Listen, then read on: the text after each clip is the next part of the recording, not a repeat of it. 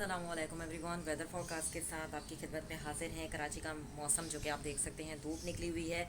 2 से 3 दिन तक ये जो है ये सिलसिला जारी रहेगा। गर्मी की शिद्दत में इजाफा होगा।